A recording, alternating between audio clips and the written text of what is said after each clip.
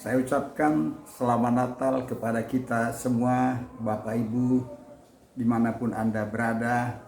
Tentu kita begitu bersuka cita untuk menyambut Natal ini, merayakan hari ulang tahun Tuhan kita, Yesus Kristus. Saudara, rancangan Tuhan terhadap kita manusia, saudara, adalah sesuatu rancangan yang sangat luar biasa. Kenapa, saudara? Karena Tuhan itu menciptakan kita pada mulanya dengan rancangan adalah kita diciptakan segambar dengan Dia. Tetapi saudara, kita tahu semua bahwa yang tadinya segambar menjadi rusak karena jatuh ke dalam dosa. Sehingga begitu buruk rupa kita karena dosa itu. Tuhan itu ingin memulihkan kita kembali, supaya kita kembali segambar dengan Dia. Saudara, itu tujuannya. Natal, kedatangan Tuhan kita Yesus ke dunia, lahir di Bethlehem adalah untuk memulihkan kita, untuk segambar dengan Dia. Saudara, kita sudah berulang-ulang mengikuti Natal. Ya, saya sudah 40 kali lebih, saudara ya, 50 kali seumur saya. Dan saya selalu perkatakan, Yesus lahirlah dalam hatiku.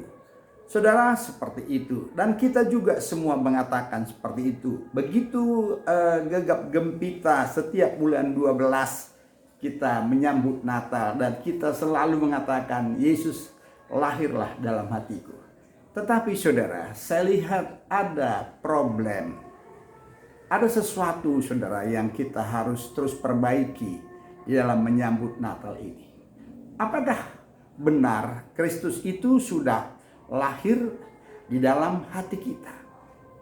Karena begini saudara, saya kadang melihat, ya saya lihat dulu dari kita-kita ini yang para hamba Tuhan. Kadang-kadang baru-baru ini saudara, saya menerima telepon dari seorang hamba Tuhan, saudara, yang sudah senior, sudah 30 tahun melayani, saudara. Dia berkata, saudara, wow, Pak Ginting, saya diberkati, saya luar biasa.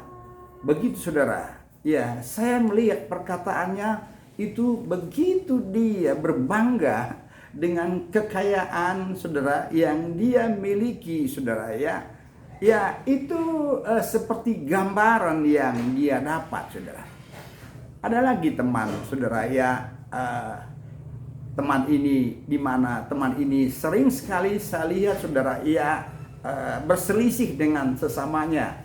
Sehingga gereja itu pecah. Lalu ya organisasi itu pecah dan terus pecah, saudara. Dan sukar sekali untuk berdiskusi. Saudara, kenapa bisa terjadi seperti itu, saudara? Karena sebetulnya hati ini yang terlalu keras. Saudara, ini yang kita harus garis bawahi. Kita harus sadar bahwa manusia itu pada dasarnya keras. Keras. Saudara, bangsa Israel dari perjalanan dari Mesir ke Kanaan 40 tahun dengan berbagai Tuhan buat penderitaan, kesusahan dengan maksud supaya merendahkan hati saudara, tetapi justru saudara tidak berhasil. Jadi kalau begitu, yang penting yang kita ingat dalam kehidupan kita, siapapun kita, termasuk saya selalu menyadari bahwa saya adalah orang yang keras hatinya. Saudara, supaya kita sadar, supaya kita selalu minta kepada Tuhan, supaya dilembutkan hati kita. Saudara, apa yang dikatakan saudara ya dalam kitab Lukas 2, saudara ya, yaitu saya bacakan dari ayat 6 dan 7 saja, saudara. Ketika mereka di situ, tibalah waktunya bagi Maria untuk bersalin. Dan ia melahirkan seorang anak laki-laki, anaknya yang sulung. Lalu dibungkusnya dengan lampin dan dibaringkannya di dalam palungan. karena tidak ada tempat bagi mereka di rumah penginapan. Saudara, kenapa bisa Maria dan Yusuf, saudara, tidak punya tempat? Ya, tidak punya tempat untuk menginap, saudara. Semua sudah penuh. Saya pikir, saudara, Tuhan itu yang pemilik semuanya. Bisa saja, saudara, ya, dengan gampang dia atur sedemikian rupa. Bisa saja ya Yesus itu lahir di satu tempat yang layak, yang bagus. Tetapi, saudara, Tuhan seperti membuat sebuah, saudara, ya, sebuah peringatan, sebuah kenyataan, saudara, yang ada di dunia ini, bahwa rumah itu tertutup. Dan Yesus itu tidak tinggal atau tidak lahir di rumah, tetapi harus lahir di kandang domba. Apa artinya, saudara? Saya mendapat gambaran bahwa Yesus itu sukar untuk lahir di dalam hati kita. Sangat sukar. Saudara, sangat sukar karena keras. Oleh karena itu, saudara, dia tidak lahir dalam hati kita, tetapi dia ada di luar, di kandang domba. Saudara, ini yang terus menjadi renungan bagi saya, saudara, ya, supaya saya katakan, Tuhan, aku tahu aku keras, Tuhan, dan aku juga berjuang supaya aku tidak keras. Tetapi sering aku berjuang, aku terus keras. Oleh karena itu, Tuhan, lembutkan hatiku. Lembutkan hatiku, Tuhan, supaya ketika Engkau masuk, Engkau ada tempat di dalam. Saudara, kadang-kadang kita nggak peduli dengan hal-hal itu. Kita terus merayakan Natal, kita terus melakukan kegiatan-kegiatan kerohanian, saudara. Sementara kita, saudara, keras sangat luar biasa, saudara. Keras sangat luar biasa sehingga Yesus itu sukar lahir di dalam hati kita. Saudara, saya anjurkan kepada kita semua, setiap hari sadarilah bahwa kita ini keras. Tetapi waktu kita meminta kepada Tuhan dan merendahkan diri, dan kita berkata, lembutkanlah aku, Tuhan, dan kita terus perkatakan itu seumur hidup kita, saya percaya, saudara, pasti yang keras itu lembut, karena bagi Tuhan itu tidak ada yang mustahil.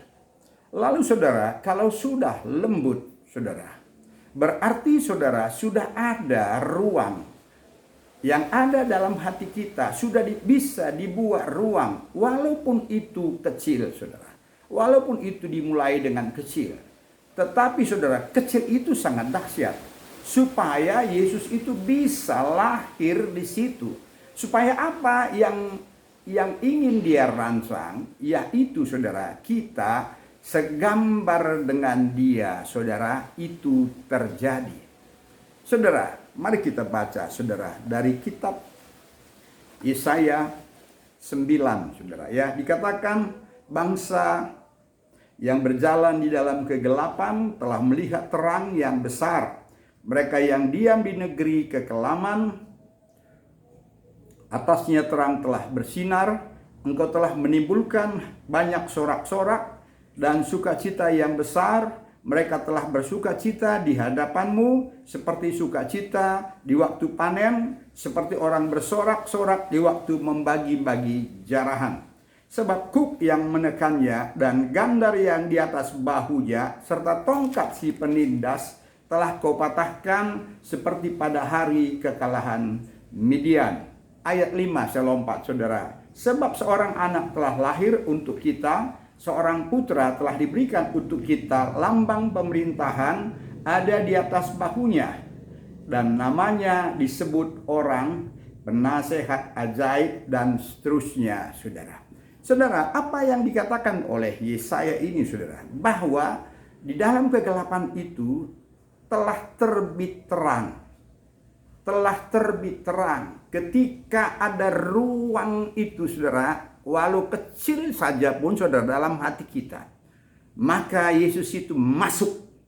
Yesus itu masuk, dan dialah yang menjadi sumber terang itu, saudara. Sumber terang itu. saudara ya, yang menerangi hati kita, yang menerangi pikiran kita, sehingga saudara, kita bisa mengerti tentang kebenaran-kebenaran, tentang firman Tuhan, saudara, supaya firman Tuhan itu kita tidak tafsirkan seperti apa yang kita senang, saudara. Tetapi firman Tuhan itu bisa kita lihat dengan benar, saudara. Tidak seperti yang saya katakan tadi, bahwa mengikut Yesus itu adalah kita akan diberkati, kita akan kaya, saudara. Bukan hanya itu, saudara. Tetapi ketika terang itu, saudara, dia akan mengajar kita kepada kebenaran yang luas, yang luar biasa, saudara. Yang luar biasa. Dan kebenaran terang itulah, saudara, yang membawa kita bersuka cita setiap hari. Bersorak-sorai, saudara. Seperti orang yang sedang panen, seperti orang yang sedang membagi-bagikan jarahan, saudara. Ada damai sejahtera, ada sukacita.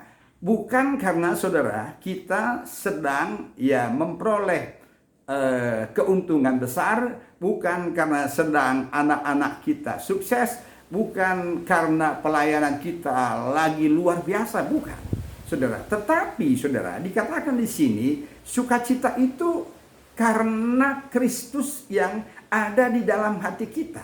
Dialah yang memproduksi, yang memproduk sukacita itu di dalam situasi apapun yang kita alami, saudara. Itu yang mendamaikan kita. Itu yang memuaskan kita, saudara-saudaraku. Ya, dengan terangnya ada kebenaran yang baru, pikiran yang baru, saudara, lalu ada sukacita, saudara. Lalu dia katakan, tongkat si penindas itu dia sudah patahkan.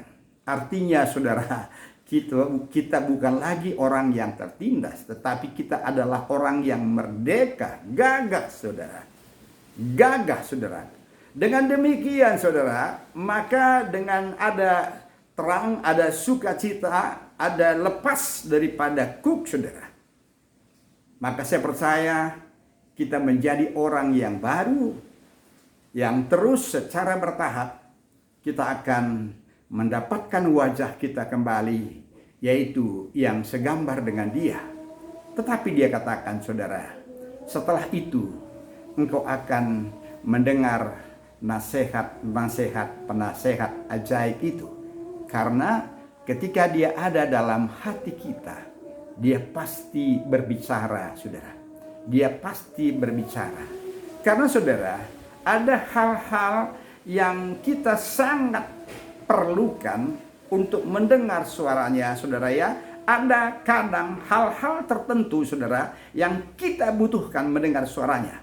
Saya katakan saja begini, saudara ya. Waktu orang Majus, mereka itu ketemu dengan Herodes, lalu berbincang-bincang dengan dia, lalu saudara mereka ke Bethlehem. Tetapi waktu Herodes itu bilang, orang Majus, nanti kalau engkau ketemu dengan raja itu, engkau balik lagi dari sini ya, supaya kami pun akan menyembah ke sana. Begitu, saudara. Lalu Herodes kan nggak tahu, saudara, bahwa itu ada sebuah tipuan di dalamnya. Waktu itu, saudara ya, orang Majus tidak mengerti, saudara ya, bahwa itu ada tipuan yang dibuat oleh Herodes, saudara. Lalu orang Majus ke Bethlehem, ketemu dengan Yesus, saudara.